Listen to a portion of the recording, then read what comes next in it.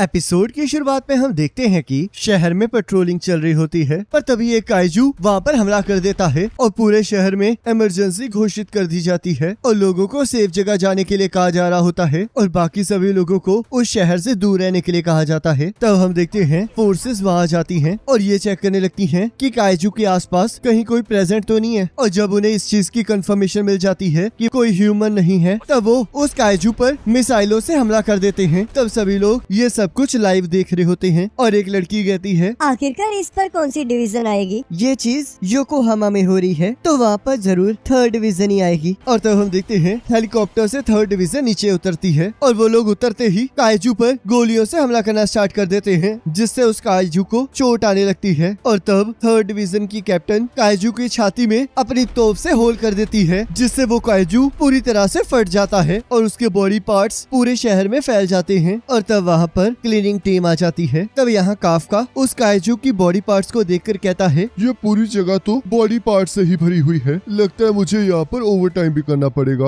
और तब उसकी टीम को काम करने के लिए कहा जाता है और यहाँ शहर में मीडिया और सभी लोग 3rd डिवीजन की तारीफ कर रहे होते हैं और उन्हें काइजू को मारने के लिए और उनके शहर को बचाने के लिए थैंक यू कह रहे होते हैं। तब हम देखते हैं बहुत सारे लोग 3rd डिवीजन कैप्टन आशिरो से मिलने के लिए बहुत ज्यादा एक्साइटेड हो रहे होते हैं। तब यहाँ काफका और उसकी टीम अपना काम करना स्टार्ट कर देती है और काफका हमें बताता है, सभी लड़ाइयों के बाद हमारी लड़ाई स्टार्ट होती है और यहाँ पर हमें कोई चीयर करने के लिए नहीं होता और ना ही कोई हमें थैंक यू कहता है, पर ये फिर भी काइजू के अगेंस्ट हमारी लड़ाई है। तभी एक ड्रोन उसके पास सैंपल लेने आया होता है और तब वो उसे सैंपल दे देता है और अपने साथी से कहता है, मैं इसे यहाँ से नहीं काट पा रहा हूँ, तो इसलिए मुझे फैट जैमिंग कटर ला कर दो। और तब वो देखता है उसका एक साथी एक ऑर्गन को लिफ्ट करने लगता है। तब काफका उसे लिफ्ट करने के लिए मना करने लगता है, पर हम देखते हैं तब तक बहुत ज्यादा देर हो चुकी होती है और वो ऑर्गन फट जाता है, जिससे गरम गरम खून उसके ऊपर गिरता है और उस पर्सन की स्किन थोड़ी सी जल जाती है। तब काफका उसके पास आ जाता है और उस पर दवाई लगाकर कहता है, चिंता मत करो, कभी कभार ऐसा होता रहता है, और हाँ, इसके लिए वर्कर कंपनसेशन जरूर मांग लेना। जब भी 3rd डिवीजन काम करती है तो चीजें सच में बहुत ज्यादा बिगड़ जाती हैं और ये बताना बहुत मुश्किल हो जाता है कि कौन से ऑर्गन्स हैं और कौन से नहीं। पर मुझे यकीन नहीं आ रहा कि वो चाहते हैं कि हम इसे 1 हफ्ते में हटा दें। तभी उसका एक साथी वहाँ जाता है और कहता है, काफका, तुम्हारे लिए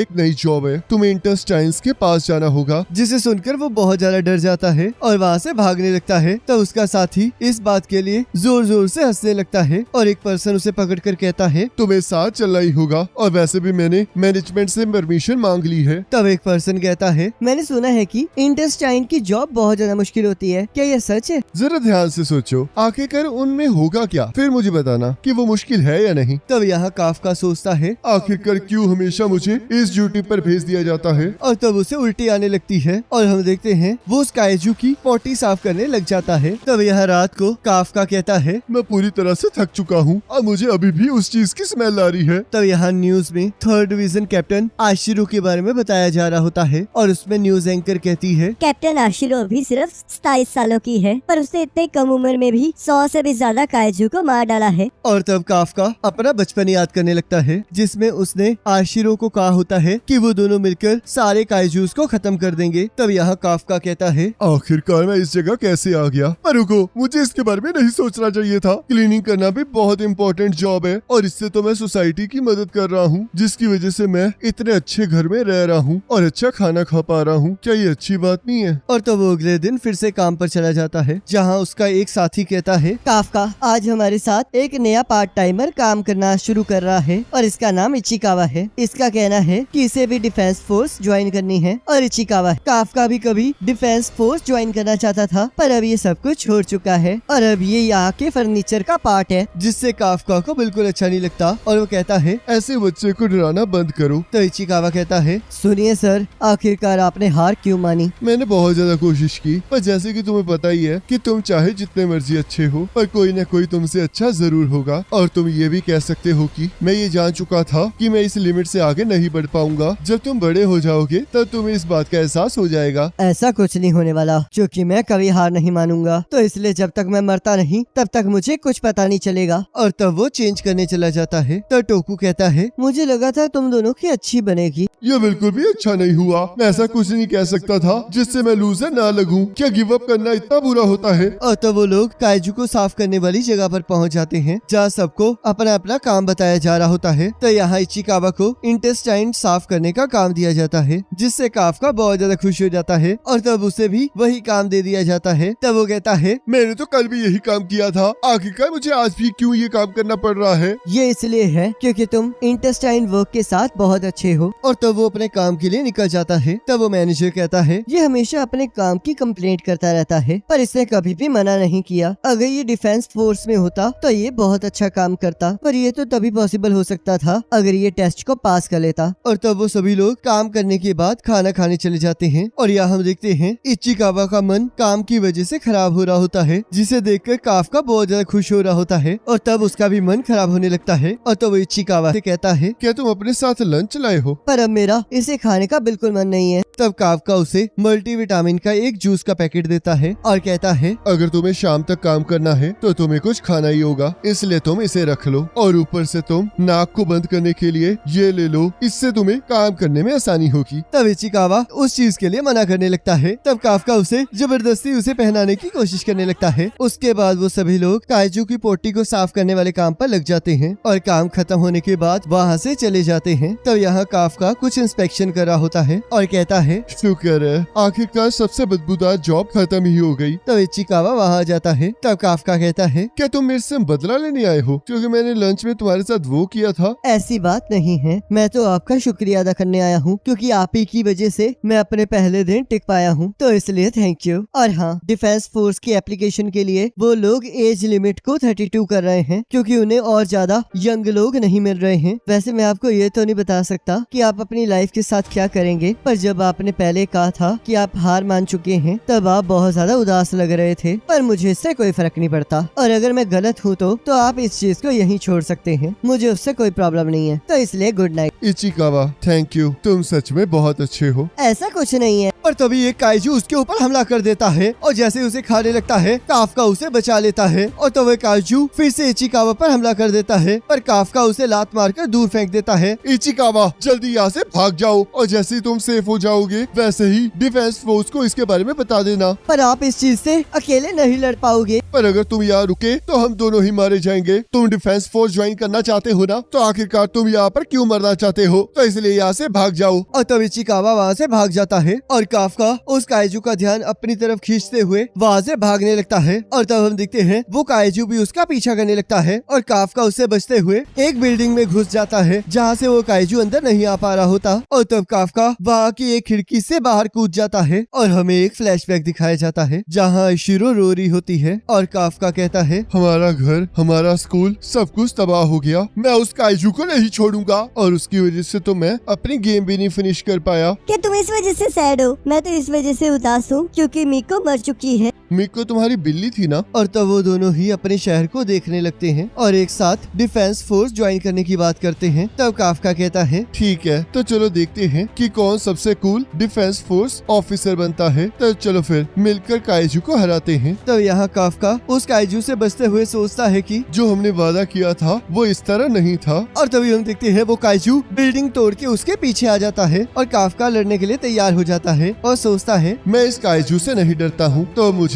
इसकी लातों पर हमला करना चाहिए। तब वो काइजू उसे उड़ा देता है और उसकी टांग तोड़ देता है। तब काफका वहाँ से भागने की कोशिश करने लगता है पर वो वहाँ से हिल नहीं पा रहा होता। तभी वो काइजू उसे खाने लगता है, पर हम देखते हैं इचिकावा उस काइजू के मुंह पर हमला कर देता है जिससे काफका बच जाता है। तब काफका कहता है, क्या तुम पागल हो? आखिरकार तुम यहाँ पर क्या कर रहे हो? मैंने उन्हें बुला लिया है और अगर मैं आपको यहाँ पर मरने के लिए छोड़ जाता तो मैं कभी भी डिफेंस फोर्स में नहीं जा पाता। तब काफका को अपना रिजल्ट याद आता है जिसमें वो डिफेंस फोर्स में सिलेक्ट नहीं हुआ होता। तब वो सोचता है, आखिरकार ऐसा क्यों हो रहा है? मैं इसके सामने कितना पावरलेस हूँ। अब तक कुछ नहीं बदला है, मैं कुछ भी प्रोटेक्ट नहीं कर पाया हूँ, ना ही मेरी गेम, ना ही मेरी फ्रेंड की कैट और ना ही मैं अब इस बच्चे को बचा पा रहा हूँ। और तब वो काइजू जैसे उन पर हमला करने लगता है तब हम देखते हैं एक टाइगर उसका हाथ पकड़ लेता है और आशिरो उस काइजू को उड़ा देती है और कहती है, टारगेट मर चुका है और यहाँ पर हमारे पास कुछ लोग जख्मी हैं, तो इसलिए इगाराशी और टाकारागी इन लोगों का ध्यान रखो और बाकी सभी लोग मेरे साथ चलो। हमें इस एरिया को चेक करना होगा और ये देखना होगा कि कोई और योजू बच तो नहीं गया है। और तब उन लोगों को यहाँ हॉस्पिटल में भर्ती करा दिया जाता है, जहाँ काफका सोचता है आशिरो कितनी कमाल की है, उसने एक ही बारी में उस योजू को हरा दिया और उसने तो मुझे काफी पीछे छोड़ दिया है। तो इशिकावा कहता है सर, जब वो काइजू अपीयर हुआ और आपने मुझे भागने के लिए कहा तो आपने वहाँ पर बिल्कुल सही डिसीजन लिया, क्योंकि अगर आप वहाँ पर ना होते तो मैं आज यहाँ पर जिंदा ना होता। आप सच में बहुत ज्यादा कूल हैं। आपको सच में डिफेंस फोर्स ज्वाइन करनी चाहिए। और हाँ, ये बिल्कुल आपके ऊपर डिपेंड करता है, मुझे इससे कोई फर्क नहीं पड़ता। तब इसे सुनकर काफका को अपना और आशिरो का वादा याद आने लगता है और वो सोचता है ये बिल्कुल सही कह रहा है, मैं हमेशा चीजों से भागता नहीं रह सकता। थैंक यू इचिकावा, तुम सच में बहुत अच्छे इंसान हो। मुझे लगता है कि हार मानने में कोई गलत बात नहीं है, पर खुद से झूठ बोलना बिल्कुल अच्छी बात नहीं है, तो इसलिए मैं डिफेंस फोर्स में जाने का एक ट्राई और जरूर करूंगा। और तभी उसे उसके सामने एक काइजू दिखाई देता है और वो कहता है आखिरकार मैंने तुम्हें ढूंढ ही लिया। और जैसे ही काफका उसे देखकर चीखने लगता है, वैसे वो काइजू उसके अंदर चला जाता है और हम देखते हैं उसके अंदर रिएक्शन स्टार्ट हो जाते हैं। तब इचिकावा जैसे ही उसकी आवाजें सुनकर उसका पर्दा हटाता है, तब वो उसे देखकर पूरी तरह से शॉक हो जाता है। और तब जैसे ही काफका भी अपनी रिफ्लेक्शन देखता है, तब वो दोनों पूरी तरह से शॉक हो जाते हैं। तब काफका इचिकावा को अपने बारे में समझाने लगता है और तब हम देखते हैं एक बूढ़ा आदमी काफका को काइजू समझ लेता है और उसके बारे में रिपोर्ट कर देता है। तब इचिकावा कहता है इसने आपके बारे में रिपोर्ट कर दी है, जल्दी से यहाँ से भाग जाओ। तब हमें यहाँ एक फ्लैशबैक दिखाया जाता है, जहाँ काफका आशिरो से कहता है अगर तुम कभी भी काइजू के सामने जाओ तो सबसे पहले उसकी टांगों पर वार करना, ताकि वो वहाँ से हिल ही न पाए। मुझे थोड़ा सा डर लग रहा है, काइजू तो सच में मुझसे कितने ज्यादा बड़े होंगे। चिंता मत करो, क्योंकि जब भी तुम्हें डर लगेगा तब तुम हमेशा मुझे अपने पास पाओगी। तो यहाँ आशिरो सोचती है तुम झूठे हो। और तब उसे फोन आ जाता है, जिसमें उसे बताया जाता है कि एक हॉस्पिटल में एक काइजू को देखा गया है। तब वो कहती है चिंता मत कीजिए, मैं अपनी टीम को लेकर जल्दी वहाँ आ रही हूँ और हम उसे मार डालेंगे। और इसी के साथ एपिसोड खत्म हो जाता है। अब गाइस, अगर आपको ये वाला एपिसोड अच्छा लगा तो उसे लाइक जरूर करना, और अगर आप चाहते हो कि हम इस एनिमे को कंटिन्यू करें तो मुझे कमेंट करके जरूर बताना। बाकी नेक्स्ट एपिसोड का लिंक आपके स्क्रीन पर आ रहा होगा, उस पर क्लिक करके अगले एपिसोड को देख सकते हो।